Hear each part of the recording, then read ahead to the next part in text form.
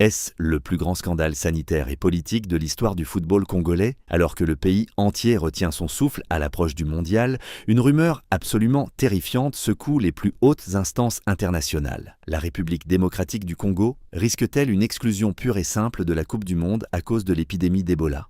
Vous ne rêvez pas, ce n'est plus une question de tactique ou de performance sur le terrain, mais une menace d'annulation administrative qui pourrait briser le rêve de millions de Congolais. Comment un virus peut-il anéantir des années de sacrifices sportifs? Salut à tous les passionnés de football et bienvenue sur la chaîne Footzone 243 pour ce débriefing exclusif qui s'annonce électrique. Si vous voulez tout savoir sur les coulisses du football congolais et international, avec des analyses sans langue de bois, vous êtes au bon endroit. Alors, abonnez-vous. Avant de plonger au cœur de ce dossier brûlant et de comprendre les dessous de cette crise qui menace notre participation à la plus grande des compétitions, jetons un œil sur le marché des transferts qui s'annonce tout aussi bouillant pour l'avenir de nos fauves. Plusieurs cadres de notre équipe nationale seront libres de tout contrat au 30 juin. C'est le cas du vétéran Cédric Bakambu, du Real Betis, d'Afimiko Pouloulou, qui flambe en Pologne, ou encore de notre capitaine Chancel Mbemba au LOSC Lille. Théo Bongonda, Brian Sipenga, Fiston Mayel et le gardien Timothy Fayulu arrivent aussi au bout de leur engagement. Plusieurs clubs s'intéressent déjà à eux pour ce mercato estival et on espère qu'ils trouveront preneurs dans des projets ambitieux pour garder le rythme du très haut niveau. Cette situation contractuelle ajoute une incertitude supplémentaire sur l'état d'esprit des joueurs alors que l'actualité nous amène également de formidables motifs de fierté à travers l'Europe, prouvant que nos internationaux sont en pleine possession de leurs moyens. Les Congolais enregistrent en effet une immense joie en France où le RC Lens vient de remporter la Coupe de France pour la toute première fois de son histoire. Après leur qualification historique en Ligue des Champions, les Lensois décrochent un trophée majeur après 27 ans d'attente. Dans cette épopée, Arthur Mazouakou, le grand soldat congolais, entre dans l'histoire en devenant le deuxième joueur de la République démocratique du Congo à soulever ce trophée mythique. Un immense bravo à lui et à toute l'équipe lensoise pour cet exploit retentissant. Et la fête ne s'arrête pas aux frontières de l'Hexagone, puisque les performances de nos compatriotes font également vibrer d'autres championnats compétitifs, notamment sur les rives du Bosphore. Du côté de la Turquie, la finale de la Coupe a également offert un spectacle total avec une touche purement africaine à Trabzon.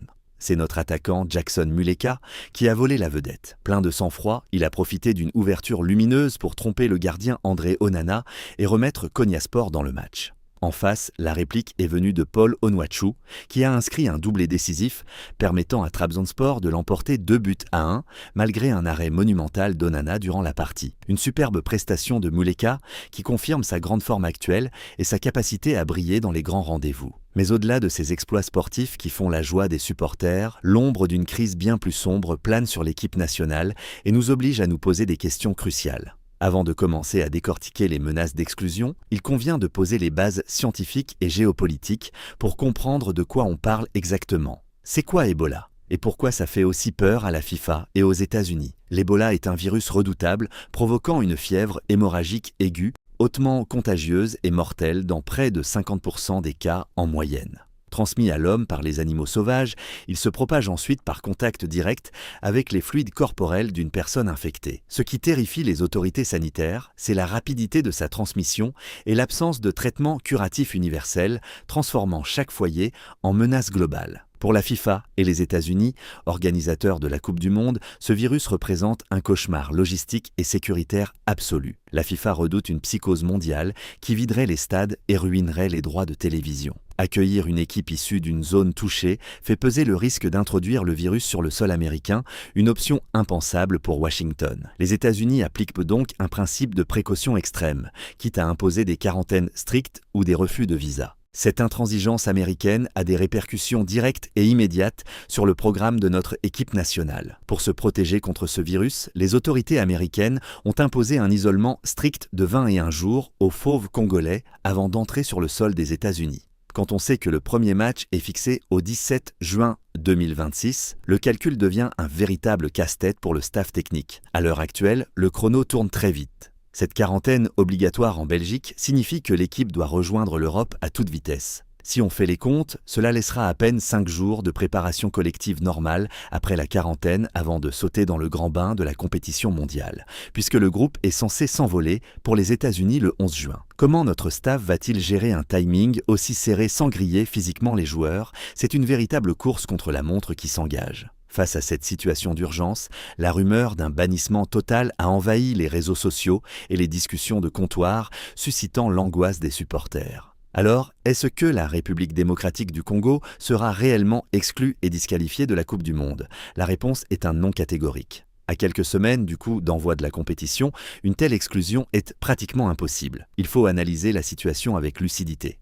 Même si la situation sanitaire autour de l'épidémie d'Ebola reste un sujet sérieux et inquiétant dans l'est du pays, elle demeure parfaitement stable et contrôlée à Kinshasa. De plus, un argument de taille joue en notre faveur, car la grande majorité de nos joueurs évoluent et résident actuellement en Europe. Ils ne se trouvent pas du tout dans les zones géographiques concernées et n'ont eu aucun contact avec l'épidémie. Dans ce contexte, la FECOFA a d'ailleurs pris une excellente décision en annulant préventivement le rassemblement et les cérémonies prévues à Kinshasa pour basculer directement le stage sur le sol belge. Un grand coup de chapeau aux dirigeants pour cette réactivité salvatrice. Rappelons au passage que Véron Mozengo est le nouveau président fraîchement élu de la FECOFA et qu'il commence déjà sa gestion avec des choix forts pour protéger l'image et l'organisation de la sélection. Par ailleurs, sur le terrain de l'opinion publique locale, beaucoup de Congolais affirment haut et fort que l'Ebola n'existe pas, et encore moins dans la capitale à Kinshasa. Même face à ces convictions populaires, nous vous conseillons de rester extrêmement prudents, de garder la tête froide et de respecter scrupuleusement les gestes sanitaires de base. Nos léopards iront bien défendre nos couleurs au niveau mondial, l'exclusion administrative étant écartée. Mais si la disqualification pure et simple n'est pas à l'ordre du jour, les tensions diplomatiques et la pression médiatique en coulisses révèlent une réalité bien plus grave et pesante. Aux États-Unis, la polémique enfle de manière inquiétante. L'Ebola en République démocratique du Congo inquiète fortement les organisateurs de la Coupe du Monde. Certains Américains, influencés par une partie de l'opinion publique, disent non à la venue des joueurs congolais par simple peur du virus. À cela s'ajoutent des rumeurs sur un autre virus similaire, l'hantavirus, qui toucherait plusieurs pays européens, dont la France, ajoutant une couche de psychose sanitaire mondiale. Résultat, la participation de la nation est plus que jamais perturbée et mise en danger. Pas sportivement car nos joueurs méritent amplement leur place acquise de haute lutte, mais politiquement et sanitairement. La grande complication concerne aussi le calendrier infernal imposé à nos athlètes, qui crée un deux poids, deux mesures flagrant. En parlant de la France et d'autres pays européens, il y a un profond sentiment d'injustice qui s'installe. En Europe, la menace sanitaire autour du virus hantavirus plane aussi, mais aucune nation européenne n'est inquiétée ni soumise à des restrictions de voyage. Seule la République démocratique du Congo doit faire un isolement de 3 semaines, ce qui démontre un traitement inégalitaire que le monde du football ne devrait pas tolérer. Heureusement, malgré ces turbulences extrasportives et ces injustices flagrantes, le talent de nos joueurs sur le terrain reste notre plus grande force et notre plus beau motif d'espoir. Pour finir en beauté, et nous projeter sur l'avenir radieux de cette sélection, les bilans de fin d'année tombent et l'équipe de Footzone a dévoilé son 11 type de la saison. Dans les cages, on retrouve le jeune et très prometteur Mathieu Epolo du Standard de Liège, auteur de prestations remarquables. La ligne défensive est particulièrement solide et complémentaire avec Aaron Wan-Bissaka de West Ham, Axel Twanzebe, Rocky Bouchiri et Joris Kayembe sur le côté gauche pour verrouiller les couloirs. Au milieu de terrain, la jeunesse prend magistralement le pouvoir avec la pépite de l'Ajax Djorti Mokyo, accompagné de l'infatigable Galayel Moukao de Lille et du talentueux Noah Sadiki. Enfin, l'attaque se révèle explosive et prête à faire trembler n'importe quelle défense avec Brian Tipenga, Oscar Kabwit, qui a été élu, à juste titre joueur de la saison en Suisse, et le redoutable Afimiko Pouloulou, positionné en pointe. Une équipe tout simplement incroyable qui montre la richesse, la diversité et l'avenir radieux de notre football national. Toutes ces révélations et ces performances montrent que les léopards ont les armes pour briller malgré les obstacles géopolitiques. Donnez votre avis en commentaire sur toute cette actualité brûlante, sur la gestion de la crise sanitaire par les instances internationales et sur les choix du sélectionneur pour bâtir ce groupe. Abonnez-vous dès maintenant pour ne rien rater des prochaines révélations exclusives et soutenir la communauté. C'était l'actu des léopards, restez connectés et à très vite pour une nouvelle analyse détaillée.